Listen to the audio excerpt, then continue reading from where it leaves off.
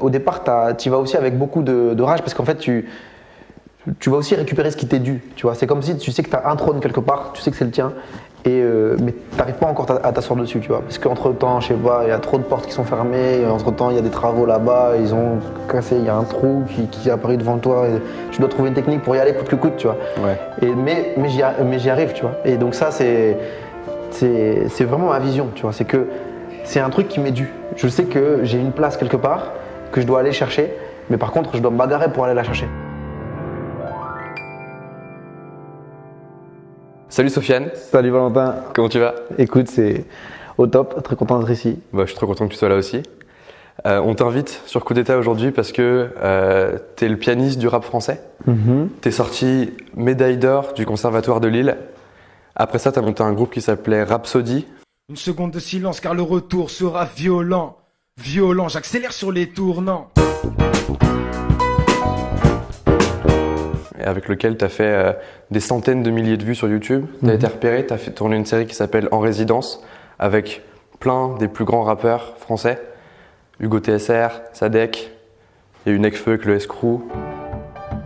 En Résidence, épisode 9. Et celle-ci, c'est la bonne.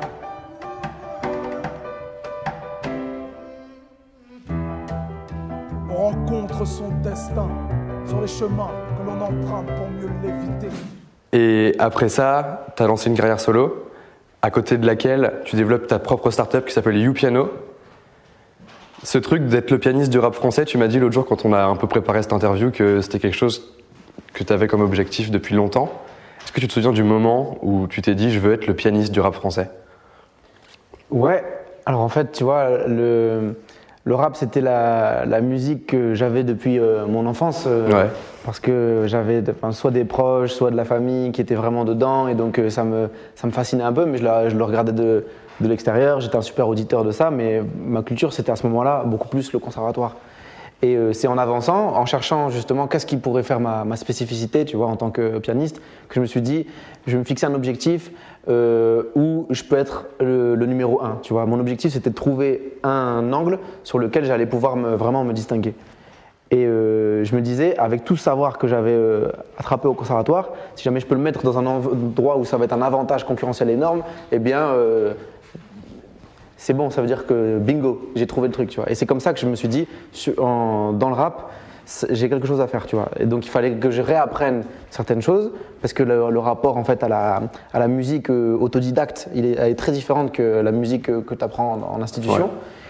Mais si jamais j'arrivais à faire la liaison entre les deux, tu vois, à trouver un point d'équilibre, ben j'étais sûr de pouvoir faire la différence. Et donc c'est à ce moment-là en fait où je me dis ça, c'était tout à la fin de mon parcours au conservatoire, donc au moment de la médaille d'or. Donc ça t'a pas traversé l'esprit avant, quoi? Bah non, en fait avant c'était plus ça me fascinait, ça m'attirait, tu vois, mais j'avais pas décidé depuis que je suis tout petit, je sais que je vais prendre une place quelque part, mais je savais pas encore laquelle, tu vois. Donc en attendant, j'apprenais plein de choses et puis je me positionnais, tu vois, mais pas encore sur un truc particulier, tu vois. J'essayais des choses, donc je me découvrais, voir où est-ce que j'étais fort, où est-ce que je l'étais moins.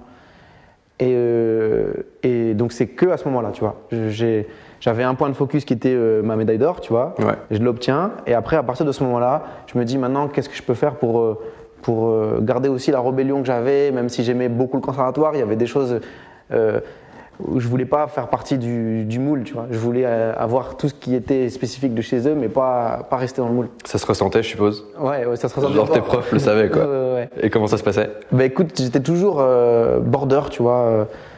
J'aimais bien jouer avec la limite de me faire virer ou tu vois, mais un peu, c'est jouer avec le feu, mais en même temps, je pense que c'est ce qu'ils aimaient aussi chez moi, tu vois. C'est que j'aimais bien ne pas être trop scolaire. Et eux, ils aimaient bien aller chercher ça aussi, tu vois. Et après, à côté de ça, quand ça touchait aux défis personnels, tu vois, là, à ce moment-là, je me donnais à fond, tu vois. Ouais, tu bossais. En fait, c'est ça qu'ils aimaient bien. C'est que je veux dire qu'en fait, je ne bossais pas régulièrement, mais par contre, dès que j'avais un moment intense, tu vois, genre une audition, une compétition, un concours ou un truc, à ce moment-là, là, ça monte et là, j'ai envie de donner le meilleur de moi-même, tu vois. Je le fais comme des défis perso. Et eux, ils aimaient, et j'ai eu la chance de tomber sur des maîtres qui savaient jouer beaucoup avec ça, tu vois. Ouais.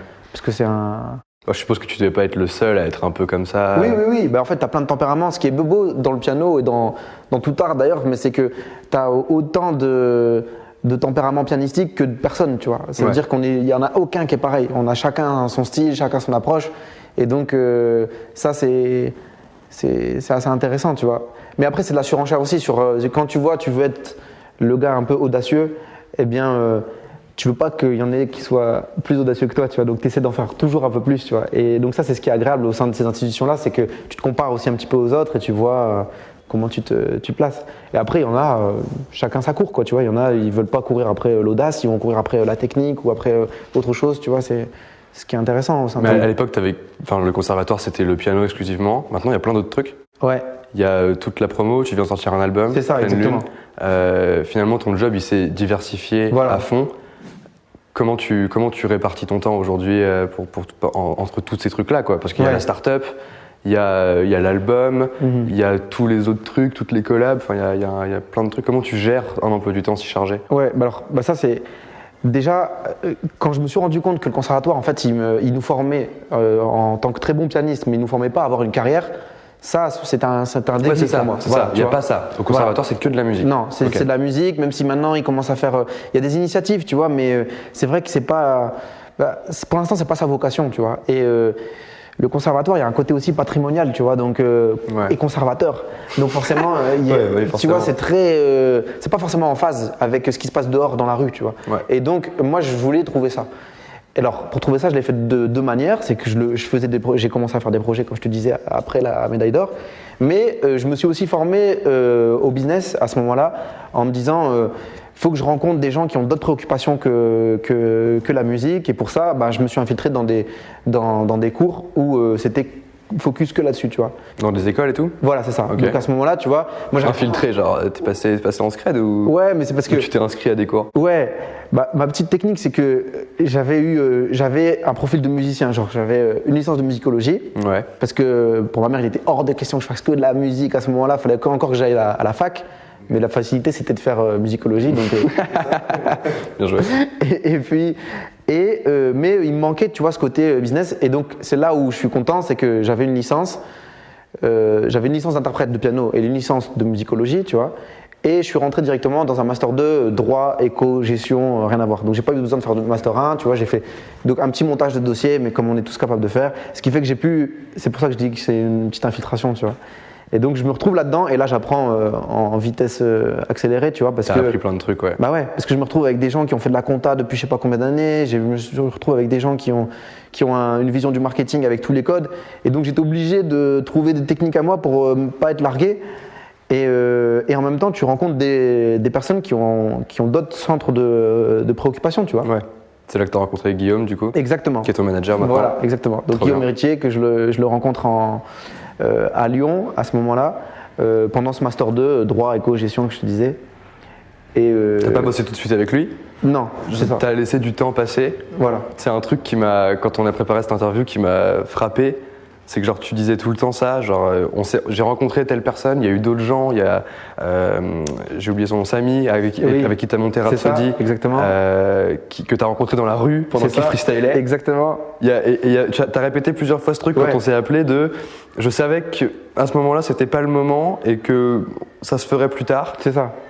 À quoi t'attribues ce truc-là? Je pense qu'on a tous un instinct de nos semblables, tu vois. Genre, on va rencontrer, comme à un moment donné dans une soirée, ou peu importe le contexte, tu vois, tu rencontres quelqu'un et tu te dis, celui-là, il y a un truc énergétique, tu vois, qui est très fort avec cette personne. Et donc, tu sais que, soit tu vas tout de suite, ça va être ton meilleur pote, ça va être le gars avec qui tu vas vadrouiller sur des trucs plus perso, soit tu te dis, on a un coup à faire ensemble. Et est-ce que c'est le moment ou est-ce que c'est pas le moment? Ça, c'est une autre question, tu vois, c'est le timing.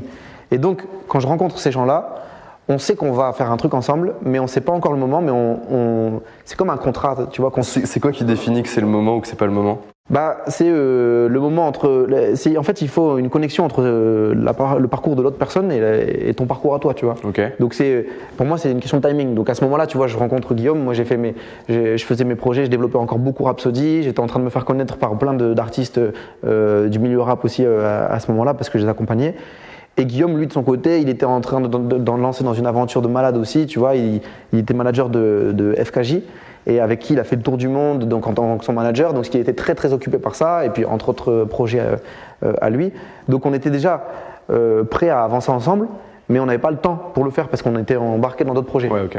Mais on savait que ça allait arriver un jour, tu vois. Et vous avez gardé contact à ce moment-là et juste vous vous parliez de temps en temps. C'est ça. Et à un moment, vous vous êtes dit, c'est là, c'est maintenant, quoi. Voilà, à ce moment-là, c'était plus un frère d'armes, tu vois. Ça veut dire que j'ai un poteau qui est en train d'accomplir des trucs de malade. Moi, je me débrouille pour accomplir des trucs de malade. On s'appelle, on s'inspire. T'en es où, toi, nanana, tu vois. Et j'aime bien élargir un peu ce cercle-là, tu vois, au fur et à mesure de ma vie. Et avec le petit bonus de un jour, on va avancer ensemble, mais on ne sait pas encore quand. Et donc, on attend, on fait monter, on fait aller le temps, on monte nos expériences, etc. Et un jour, on se dit, genre, on sait, c'est le moment. Et là, on commence, tu vois. Et là, on commence et ça, c'est comme un associé en start-up, tu vois.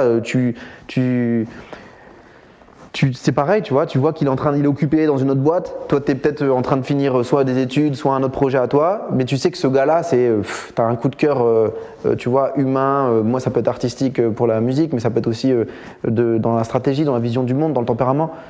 Et après, un jour, tu le rencontres, tu le revois.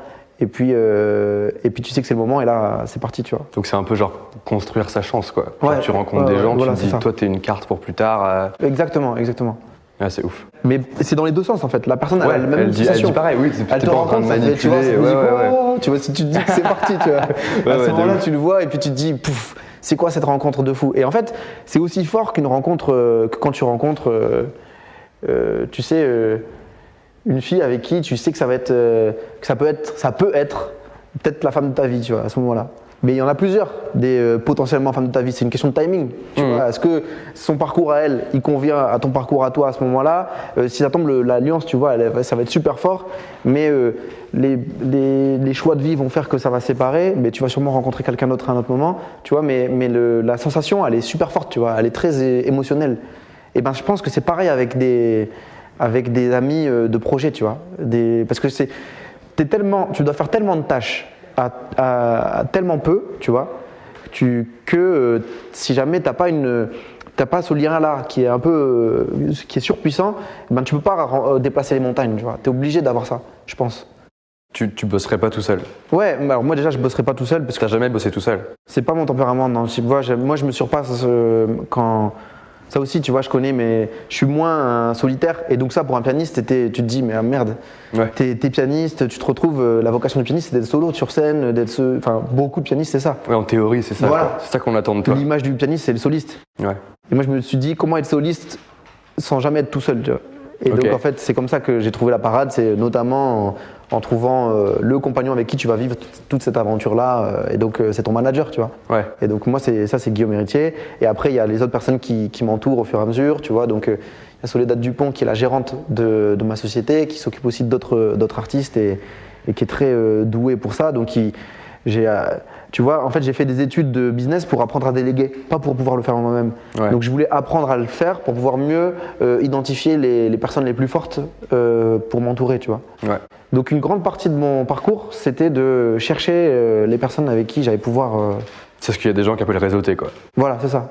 C'est ça. Mais ça ressemble pas vraiment à « Salut, je te donne ma carte de Exactement. visite ». Ça marche. Enfin, moi, j'ai pas eu de rencontre comme ça. Ouais.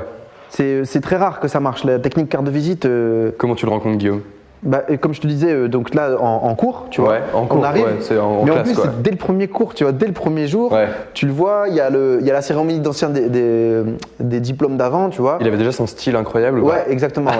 Il avait déjà ce style de malade, tu vois, donc prestance. Moi, il voyait que j'étais un peu foufou déjà, tu vois, et donc on se retrouve à se faire des passes alors qu'on se connaissait pas encore, mais tu vois, on s'introduit l'un l'autre très rapidement auprès de tous ceux qu'on rencontre, tu vois, donc en fait, et ça devient un peu notre terrain de jeu, tu vois, un peu, l'école c'est quand même drôle, tu vois, parce que c'est un endroit où t'as pas de pression, enfin, ta journée, elle dépend pas que de toi, tu vois, genre t'es fatigué, c'est le boulot du prof d'essayer de te motiver un peu, la journée elle va tourner quand même, ça va, tu vois, alors que quand t'es fatigué dans tes projets, eh ben, tu peux être sûr que ta journée, elle va avancer beaucoup moins vite, tes projets, ils vont ralentir, ça, tu vois. Tout repose sur tes épaules. Donc forcément, se refaire un petit peu une petite période de cours, tu vois, franchement, c'est assez sympa. Puis t'es dans un bain social, d'un coup, tu rencontres plein de gens, t'es obligé de passer ton temps avec eux. Exactement. Donc moi, j'aime bien ça pour l'école. Et on a la chance quand même, pour le conservatoire comme pour la fac, c'est que d'avoir des écoles publiques où tu payes pratiquement pas pour pouvoir accéder à tout ça, alors que Sinon, tu aurais déjà la barrière à l'entrée de est-ce que tu as les moyens ou pas de te payer la formation, tu vois. Ouais.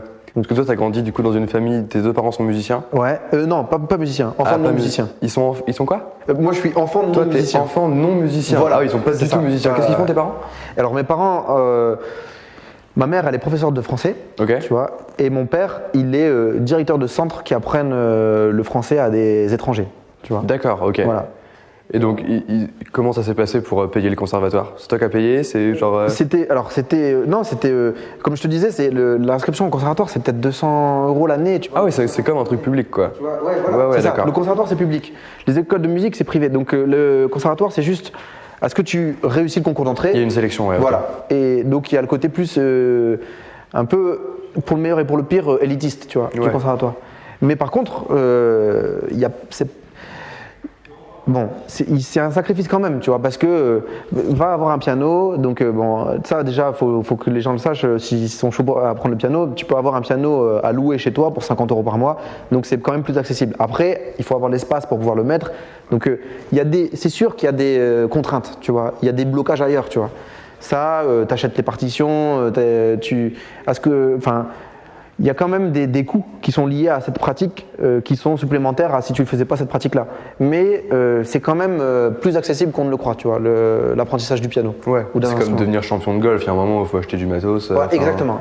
Genre, t'es obligé. Mais encore quoi. que, tu vois, champion de golf, je sais pas s'il y a des écoles publiques qui existent Ouais, pour ouais. être. Oui, tu dois te trouver ton mentor, Voilà. tu dois te trouver ton coach. Et là, je pense que ça coûte cher, tu vois. Ouais. D'ailleurs, l'histoire de Tiger Woods, elle est folle, faut ouais. la lire, mais elle est l'ai incroyable. Mais bon, lui, pourquoi il a tout pété? C'est parce que ses parents, ils ont mis en place, depuis qu'il est tout petit, toute la construction sociale et son organisation pour qu'il devienne champion. Et ça, c'est vrai qu'au départ, c'est les parents qui te donnent ce concours-là. Et nous, c'est Toi, on a fait ça pour toi? Ouais, moi j'ai eu ça aussi, tu vois. Ouais. Ça veut dire que, tu vois, moi, mon grand-père est mineur, tu vois. Il est arrivé en France au moment où il n'y avait plus personne qui volait dans les mines parce que le travail était trop dur et donc ils sont partis au Maghreb pour aller chercher de la main-d'œuvre pour exploiter une dernière fois les mines, tu vois. Donc mon grand-père arrive ici et avec le rêve de donner à ses enfants une vie en France, tu vois, pour la suite, etc. Donc il lance la famille. Il lance la famille avec tous ces efforts-là. Du côté de mon père, c'est ça aussi. C'est aussi une famille de mineurs, tu vois. Et ma mère, elle grandit en se disant, par l'école, je vais réussir mon ascension sociale, tu vois. Je vais réussir à me tirer de tout d'une pauvreté, tu vois, d'une dureté, et j'ai la responsabilité de tous les efforts de mon père, tu vois, pour pouvoir y arriver. Elle fait ça et elle nous élève, nous enfants, tu vois, donc une génération de plus, en nous faisant bien comprendre qu'il y a eu des générations avant qui permettent qu'aujourd'hui on pouvait faire un apprentissage artistique dès qu'on était petit, tu vois, etc. Et donc on a la responsabilité déjà dès petit, tu vois, moi à 8 ans j'avais déjà compris ça, responsabilité de les générations d'avant qui se sont sacrifiées pour que tu arrives là où t'en es, tu vois. Et le contrat que tu as avec tes parents eux encore, ils vont se sacrifier, ils vont mettre de côté beaucoup d'envie personnelle pour que tu puisses toi aussi faire une ascension sociale, tu vois. Tu feras pareil avec tes gosses? Ça dépend où. Pas sûr, parce que si tout se passe comme prévu, je vais arriver tellement loin qu'ils n'auront pas besoin d'aller encore plus haut, tu vois, ils pourront faire autre chose. Mais donc ça dépend de ça, tu vois. Mais la rage, elle est importante, mais ça a des limites aussi, parce que c'est aussi, ça peut être un sentiment aussi autodestructeur, tu vois, il faut apprendre à le gérer. Mais c'était un super contrat, tu vois, qu'on avait avec nos parents, ce qui fait que nous, les 3 enfants, chacun doit péter dans un domaine, peu importe lequel, c'est ça qui était cool, tu vois. Et ton frère, c'est le jeu vidéo, Voilà. ta sœur, elle a majoré Sciences Po. C'est ça. C'est une famille de génie, quoi. C'est une famille de déterminés, tu vois. C'est Ouais. ça qui est fou, tu vois. Ouais, c'est incroyable. Mhm. T'écoutes D'ici de la peste? Ouais, un petit peu.